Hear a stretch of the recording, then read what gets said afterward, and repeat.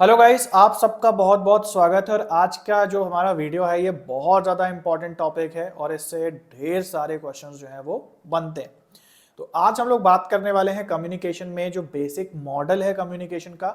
Sender क्या है, receiver क्या है, encoding decoding, feedback, medium, channel, ये सब क्या चीज़ें होती हैं, इनके बारे में हम लोग ए टू जेड बात करने वाले हैं। और अगर आपको 1% भी प्रॉब्लम है इस टॉपिक के अंदर, या अगर आपने बिल्कुल भी नहीं पढ़ा इस टॉपिक को, तो ये वीडियो आपके लिए मोस्ट इंपॉर्टेंट है।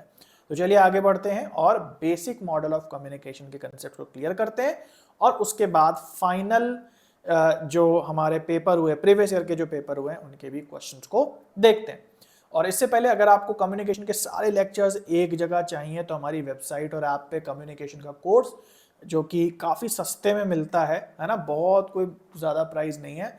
अगर आपको थोड़ी सी भी प्रॉब्लम है, प्रीवियस ईयर क्वेश्चंस आप सेक्शन वाइज लगाना चाहते हैं, तो उसके लिए कोर्स आपके लिए इनफ होगा, है ना। तो ये जो व्हाट्सएप नंबर है भी डिस्क्रिप्शन में दिया है, और डेमो जो है इस कोर्स का वो भी डिस्क्रिप्शन में लिंक दिया हुआ है, ज़रूर से चेक करें।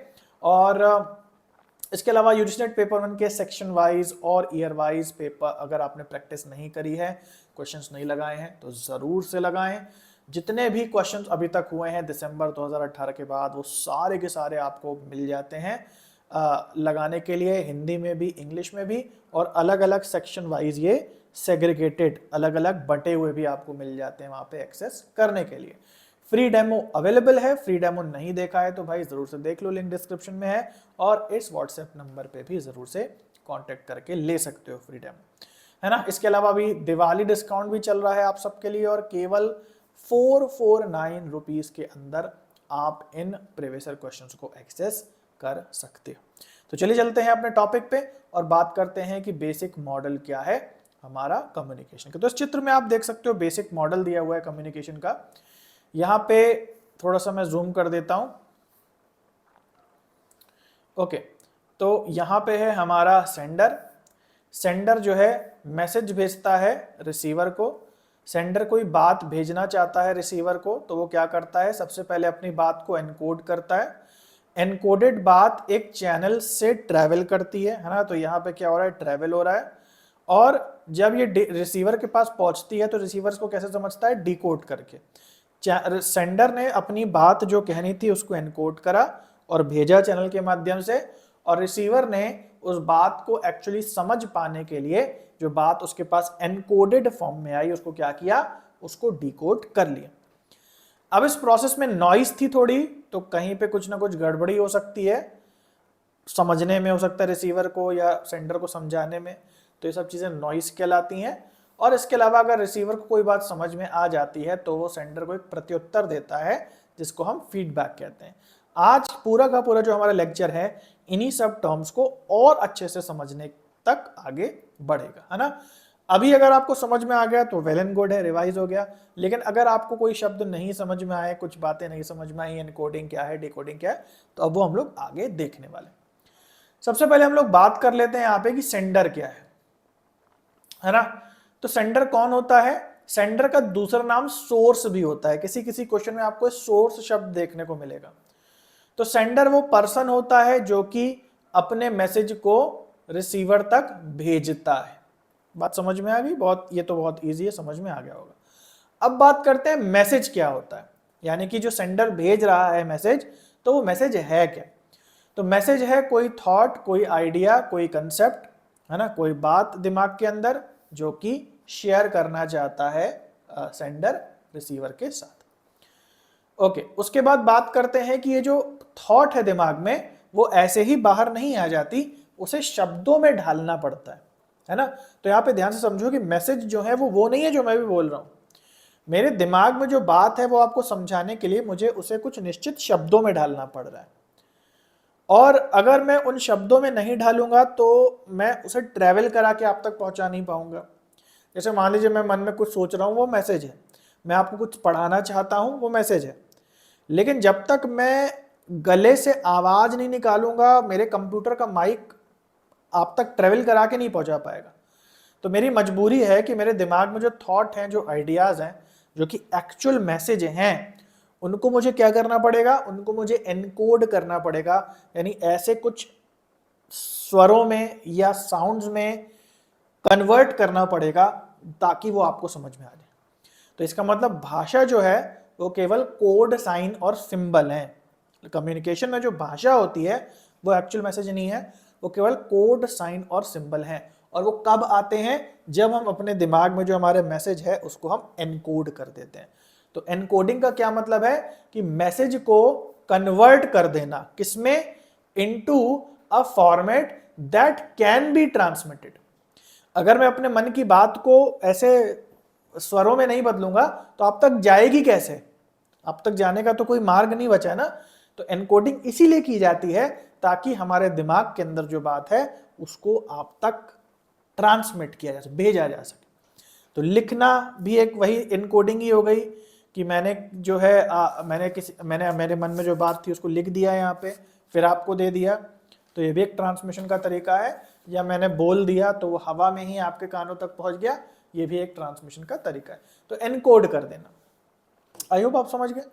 और एनकोडिंग में और भी बहुत सारी चीजें होती हैं कि भाई छोटा बच्चा मेरे सामने है तो मेरे बोलने का, मेरे जो स्वर होंगे वो अलग होंगे। बड़ा व्यक्ति है ना, बूढ़े दादाजी हैं तो मेरा बोलने का तरीका अलग होगा। तो एनकोडिंग का मतलब है अपनी बात को अलग अलग व्यक्तियों के सामने अलग अलग तरीके से प्रदर्शित करना ताकि वो ट्रांसफर होके उन तक पहुंच पाए।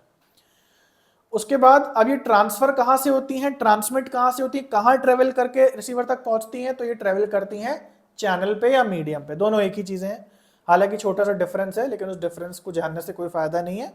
ये समझ लो आप कि चैनल या मीडियम एक ही चीजें होती हैं।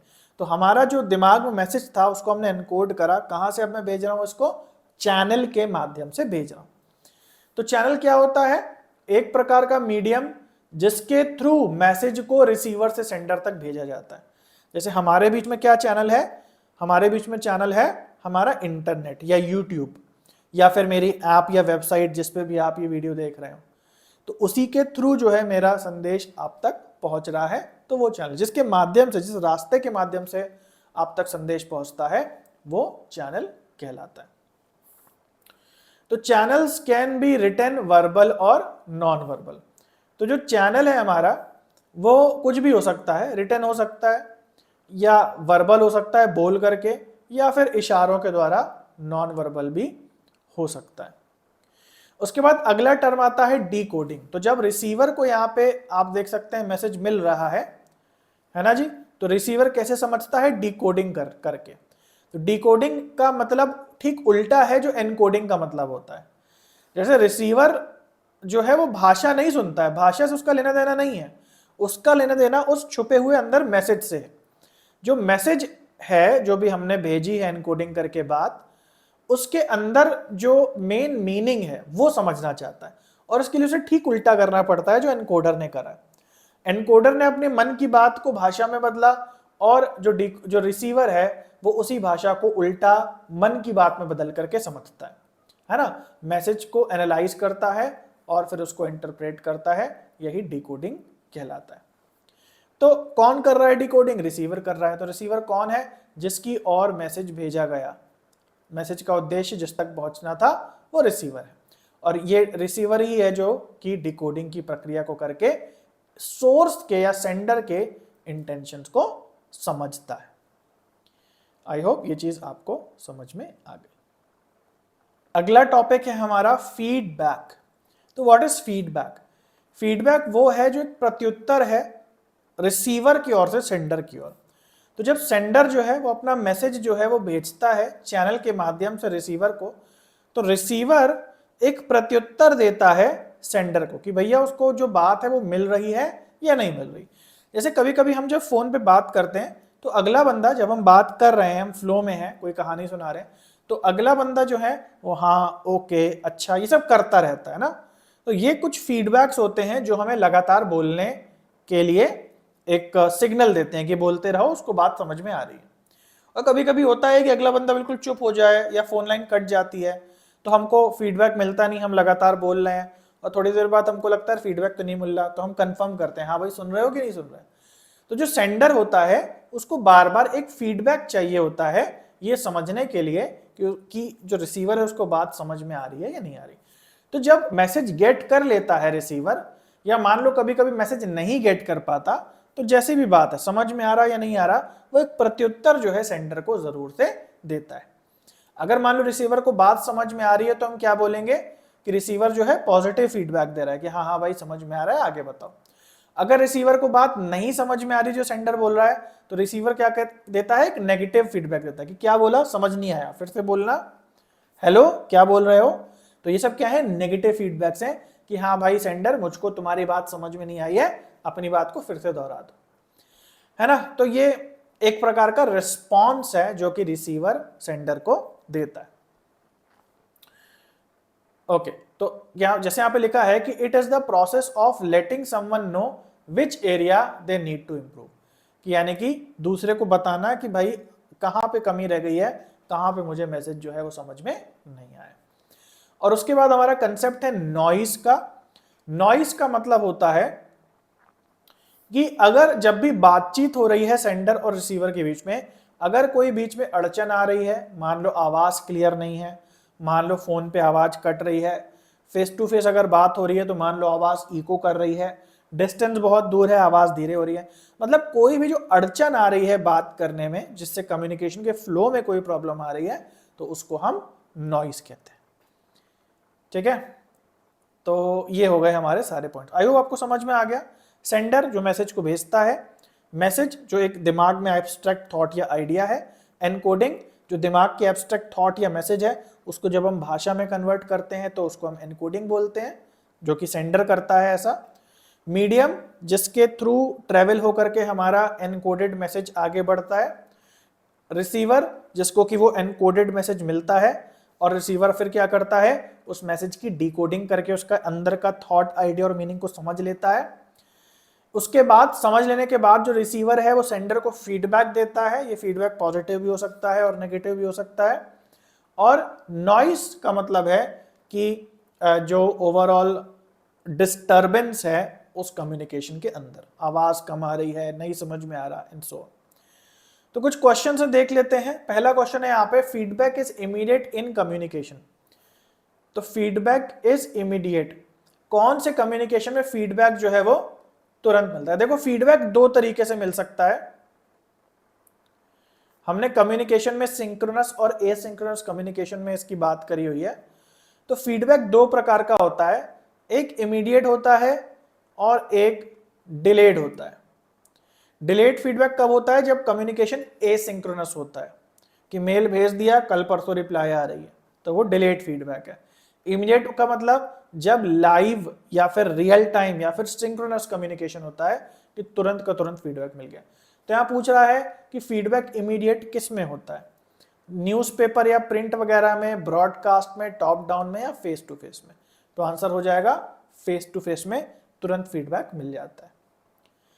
अगला क्वेश्चन देखते हैं, मैच द कॉलम कह रहा है फैटिक, feedback, Meta message and lateral communication. तो लेटरल की हम बात कर चुके हैं या हॉरिजॉन्टल कम्युनिकेशन की हम बात कर चुके हैं। मेटा कम्युनिकेशन की हमने बात की है नॉन वर्बल के अंदर, है ना। फैटिक हमारा इंटरपर्सनल में आ जाता है। लेकिन यहाँ पे हमने अभी फीडबैक की बात की है, तो फीडबैक से ही मैच करके देखते हैं इनमें से कौन सा पॉइंट है जो फीडबैक से जुड़ा हुआ है। फीडबैक से क्या होना चाहिए जुड़ा, डिकोडर बिकम्स एनकोडर, है ना। कैसे हो गया, जैसे फॉर एग्जांपल मान लो सेंडर है, तो सेंडर मैसेज भेजेगा ना, एनकोड करेगा और रिसीवर को भेजेगा। लेकिन जब रिसीवर वापस फीडबैक भेजेगा तो उल्टा काम होगा। अब रिसीवर एनकोडिंग करेगा और सेंडर को जब फीडबैक मिलेगा तो उसको डिकोडिंग करनी पड़ेगी। तो जो फीडबैक होता है उससे एनकोडिंग डिकोडिंग के रोल बदल जाते हैं। आई होप आप समझ पा रहे हो, नहीं समझ में आ रहा हो तो क्वेश्चन कर लेना कमेंट में। ओके, तो फीडबैक का क्या मतलब है, डिकोडर बिकम्स एनकोडर, यानी बी का 1 होगा। तो यहां पे फोर्थ ऑप्शन सही हो जाएगा। अगला क्वेश्चन देखते हैं, in communication meaning refers to a person. तो मीनिंग जो है वो क्या होता है ना। मीनिंग को, अर्थ को क्या बोलेंगे संप्रेषण में। नोशंस अबाउट द दुनिया के बारे में जो धारणाएं हैं। इंटरनल रिस्पॉन्स टू मैसेज, जो ऊपर ऊपर का मैसेज है उसमें अंदर में क्या छुपा हुआ है, उसके अंदरूनी क्या रिस्पॉन्स है। मैसेज फॉर सप्रेशन, मैसेज को सप्रेस करना। एक्सटर्नल रिस्पॉन्स, बाहरी प्रतिक्रिया। तो जैसे मैंने बोला कि जो मीनिंग है बेसिकली कोई मैसेज का जो मीनिंग है उसकी इंटरनल रिएक्शन है कि उसके अंदर क्या छुपा हुआ है। ऊपर ऊपर क्या है, साइन, सिंबल्स, भाषा वगैरह है जो कि एनकोडिंग है। ओके, अगला। ओके, तो ये हो गया हमारा। आई होप आपको सारे टर्म्स नहीं समझ में आ गए। अगर नहीं समझ में आया तो जरूर से क्वेश्चन कर लेना, कमेंट में कर लेना। अगर आप इसी लेक्चर को ऐप या वेबसाइट पे देख रहे हो तो आस्क के बटन से पूछ लेना। बहुत ही ईजी है और इससे लेकिन क्वेश्चंस बहुत सारे आते हैं। तो नीचे जो है डेमो का जो लिंक है उसमें भी आपको और क्वेश्चंस करने को मिल जाएंगे। और अगर आप ऐप या वेबसाइट पे देख रहे हैं तो और भी ज़्यादा क्वेश्चंस जो हैं वो आप इस सेक्शन के प्रीवियस ईयर क्वेश्चन के लगा सकते हैं। और इस तरीके से अगर आप एक अलग पैक चाहते हैं इस कोर्स के अलावा, जिसमें आपको सारे के सारे क्वेश्चंस मिल जाएं एक ही जगह पे, सेक्शन वाइज मिल जाएं, अलग अलग ईयर के अलग अलग यूनिट के भी मिल जाएं, तो ज़रूर से इस कोर्स को ले, जिस पे अभी फ्री डिस्काउंट भी चल रहा है, सॉरी फ्री डेमो अवेलेबल है इस पर। और लिंक जो है इसका डिस्क्रिप्शन में दिया है, प्लस डिस्काउंट भी चल रहा है दिवाली का, जिसको कि आप ज़रूर से एक्सेस कर सकते हैं, है ना। और इसके अलावा कम्युनिकेशन के सारे लेक्चर्स जो हैं वो आपको एक जगह चाहिए तो वो भी ऐप और वेबसाइट पे अवेलेबल हैं। इस व्हाट्सएप नंबर पे कांटेक्ट करें या फिर फ्री डेमो भी आपको डिस्क्रिप्शन में नीचे मिल जाएगा। तो चलो गाइस, आज के लिए इतना है, मिलते हैं नेक्स्ट वीडियो में। तब तक के लिए सभी को बाय और टेक केयर।